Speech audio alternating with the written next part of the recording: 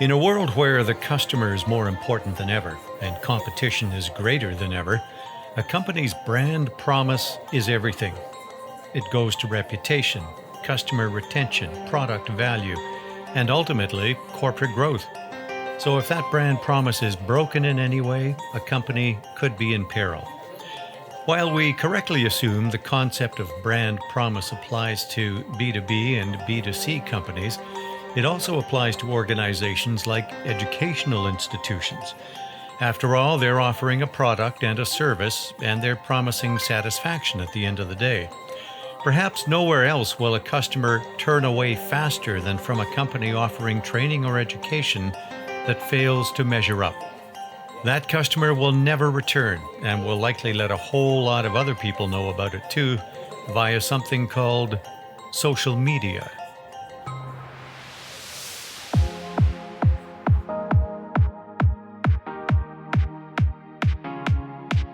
Hello, I'm Chris Henry, and this is Ahead of the Curve, a podcast series about Salesforce technology produced by Gerent, a top-level Salesforce solutions provider and implementation company.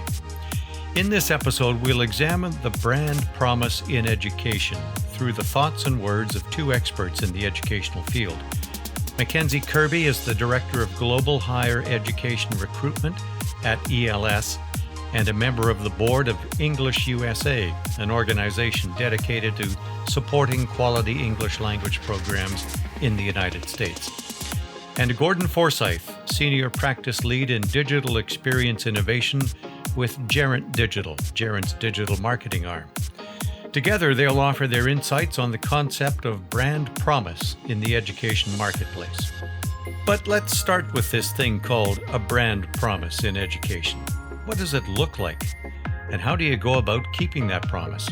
Here's Mackenzie Kirby.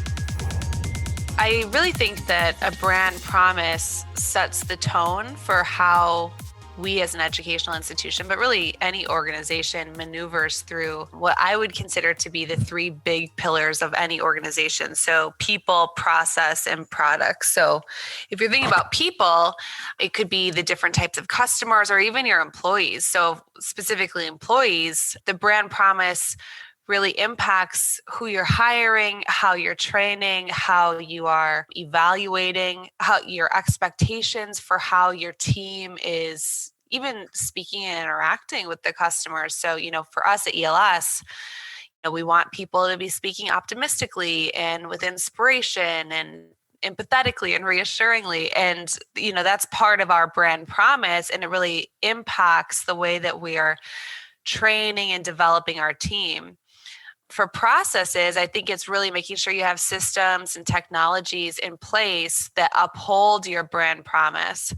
And then, for products, I think that would be whatever your educational product offerings are to make sure that they're meeting that brand promise. So it could be the, whole overarching program, for us, that would be an intensive English program, or it could be the product within a product. So our American Experience course, which is housed within our online program, is, something that is a product that helps deliver that brand promise of preparing students for what it's going to be like here in America, or if it's our students who are in here in America already, it's our skills enhancement course, another product within a product that really meets the students where they are in real time to enhance their language learning experience. So I really think it just sets the tone for how you maneuver through those three things: people, process, and products.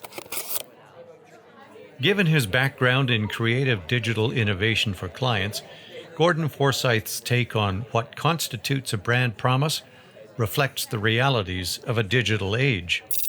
Typically, going back many years at the birth of branding, if you will, which started really in the consumer product industry, a brand was a way to build perception among a group of consumers that your product was better than other products for various reasons. And the practice of branding has obviously just continued to grow from that very simple idea.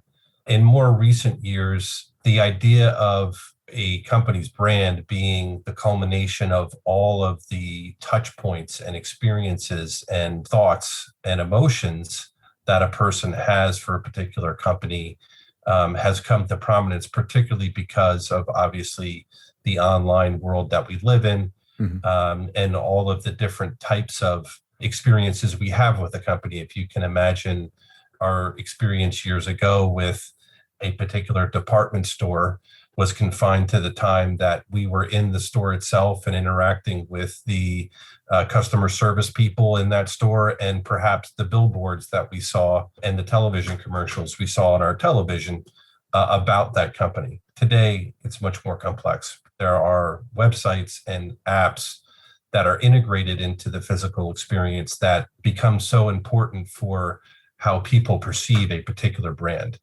And as we speak, there's the digital natives coming of age and becoming a powerful force in the consumer world, meaning the first folks that don't remember a world before there was phones and the internet are now coming of age and becoming the driving force in the economy. Their expectation for digital experience is that it should be seamless, it should be easy, it should be tailored to them. And those experiences are driving brand perception in a huge way and living up to the promises that you have as a company in terms of what you stand for and the quality of product or service that you want to deliver.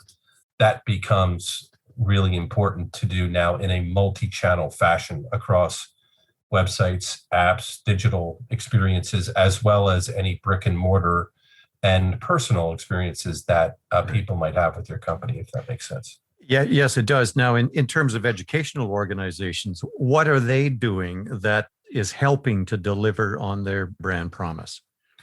That's a great question. And digital has, in fact, become key to educational organizations, whether you're talking about four-year public universities to online learning institutions. The information that prospective students and or other audiences that they're serving do is a lot online for a good portion of the time through their journey. And consistently, what we see with our clients is that there's a lot of complexity in the user journeys that educational organizations need to handle.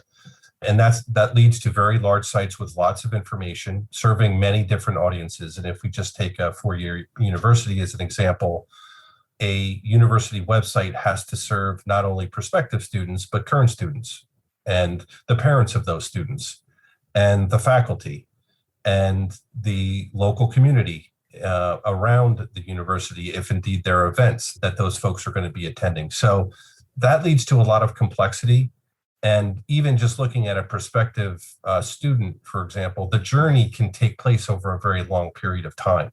Say, if you're a high school student looking to go to college, for example, right? That journey toward application and attendance is an 18 to 24-month process. So being able to serve the number of different needs that the audience have from a digital perspective is not an easy thing to do. But a lot of organizations are taking the step to implement CRM technology, customer relationship management technology, content management systems, CMS systems, and marketing automation technology to try to help to serve their audiences better through personalized experiences. And a lot of them are making good steps, but there is a lot of complexity and process change that's involved in that as well.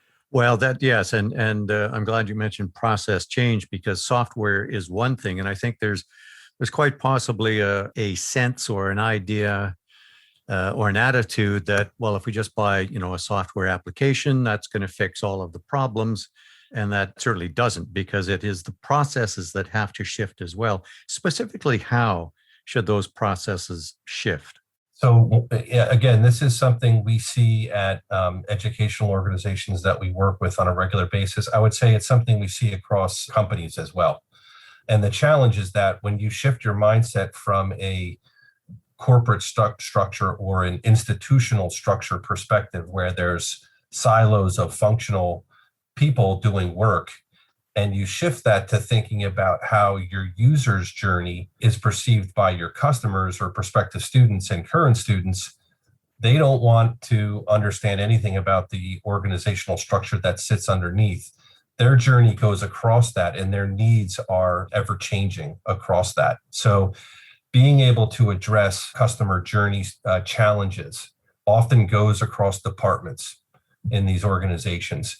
And having the capability for those departments to work together through the sharing of data and insights related to those journeys is something that we work on right from the start with our clients, because success will only come when that type of cross-department collaboration and consensus on vision in terms of serving the customer journey all the way from beginning to end. If that doesn't happen, then success is elusive. This point about the customer journey is underscored by Mackenzie Kirby as well. As the head of global recruitment at ELS, her primary concern is how the company interacts with the prospective student and what that student's first impression is. I think being interested, and I don't know if that's a normal impression, if that's what you were looking for, but I think really having a keen interest in the student and what their goals are. I find that oftentimes people are asking questions and just waiting so they can say a response, not really listening and drilling down on what is important to the student. And at ELS, we really want to understand the student's goals and where they want to go to see how we can best help them. Okay, so that brings up this idea of personalized attention, which is probably the bedrock of the brand promise. I think that goes without saying. What does that look like? What does personalized attention look like in terms of educational companies? I think it boils down to intentional follow-up. I know people always say the fortune is in the follow-up, but I think the follow-up has to be really intentional and personalized. So if you're thinking about students, that follows them through the entire every stage of their process of being at ELS. So every stage of their journey. So whether it's, the application being incomplete and missing information, not just sending a bounce back email that says just general information, this is what we're missing, but really engaging with that student. Once the student has applied, having pre-arrival welcomes to calm jitters, putting online programs in place to have them feel comfortable and welcomed before they even get here. If it's a student who's already here in the country studying, whether they're struggling or maybe they're doing really great in their classes, it's making sure to follow up with them on that and hear their perspectives. And even considering their post-ELS studies, all of those parts of their journey are really important to have that intentional follow-up. And I think that also is mirrored in the way that we're speaking with agents and employees within the organization. Students, agents, employees alike, everyone wants to feel valued and important at all times, and people want to be remembered. So having that intentional follow-up really is, I think, a differentiator for educational programs. Well, you can't do any of that well without aligning the processes within an organization. And I know alignment of processes is one of those terms that gets tossed around a lot. How do you guys achieve it? I mean, what are you using that is providing you an alignment of processes that helps you deliver on the brand promise? Well, not necessarily with the system, but I think for us, the alignment of processes, the thing that's really key here is the collaboration between, what might be normally considered competing departments, right? So in any organization, a sales department and an operation department is going to have different goals and sometimes competing goals. So making sure that there is a key collaboration between these departments so that we can align our processes and still meet that brand promise and still have the core objective of what we want to get done. So for example, with the University Admission Services, we're housed within the sales department, but we're really both sales and operations. And so we have to figure out, we have our brand promise, but what is our core objective here for the University Admission Services, and how can we meet those objectives within both of those domains that are, somewhat separate and competing with one another? So if we're looking at the sales side, what sorts of systems do we have in place to impact the recruitment and make that as simple as possible, both for the students, the agents, and the sales team? If we're looking at the operations side, what sorts of systems and processes do we have in place for the pipelines and making sure that those pipelines come to fruition and have a matriculation? So for me, it's really looking at how we can collaborate between departments to meet those goals and align our processes around those goals. That's best served with technology, isn't it? And I'm just wondering, I know that ELS uses Salesforce, the CRM component, and that's helping you to gather data. And really, the whole crux of the nut here is about data, right? Gathering it, analyzing it, and doing something with it. Would you agree? Yeah, absolutely. And ELS uses Salesforce at different stages, and typically for our domestic recruitment or our recruitment that is direct, as opposed to our recruitment that is coming through the agencies. So that is a resource that we use in one part of the organization that's really helpful in tracking the student's journey. A proven method for ensuring a favorable first impression, according to Gordon Forsyth, is for the educational company to change its mindset from an internal view to an external view. Again, it comes down to gathering and analyzing data in order to shift that critical point of view. So one of the key tools that we use to help our clients to change their mindset from an internal view to an external, what is my customer asking of me view, is a tool we call a persona. And this is just a construct of different groups of potential students or customers into meaningful ways that indicate their specialized interests. So in the case of, again, a university, a prospective student who's a high school senior is going to have different considerations and interests and needs than a transfer student. Both are prospective students, but they're two types of prospective students. And we would create personas to start to imagine what are those concerns for those different groups of students and how are we going to serve them specifically. It so happens with prospective students from that first contact, there's a lot of research that we can lean on that's been done by various groups. And what they're looking for is pretty uniform in that their first thing that they're asking themselves is, does this organization have the course that I want to study? And then sort of their decision-making process, their consideration process goes from there to, can I afford it? And then importantly, will I be able to do it? And what will my life be like at this organization? And that's true for both online learning and on-campus learning, right? So does that organization have the course I need or want to take? Can I afford it? Will I be able to do it? In the case of an online learning might be, how am I going to fit this into my very busy schedule and do this at nights? Whereas if you're considering a campus learning experience, it's how am I going to get there? Where am I going to live? And then the whole what will life be like question, has a lot to do with like, will I fit in? Is this organization inclusive, to my particular concerns? A lot of the times we focus on making sure that we serve those basic needs in a way that we can make a very good first impression on those prospective students in that first contact. ELS is an English language learning company, and it has a level of complexity not shared by domestic educational institutions, and that's recruiting and dealing with international students. I asked Mackenzie about the unique challenges around that. Well, I think one is pretty obvious right now, which would be COVID. COVID is definitely a challenge, but even not with COVID, any sort of changes in the geopolitical landscape is a huge challenge for ELS or any English language program or international education for that matter. The whole industry of international education is an extremely volatile market.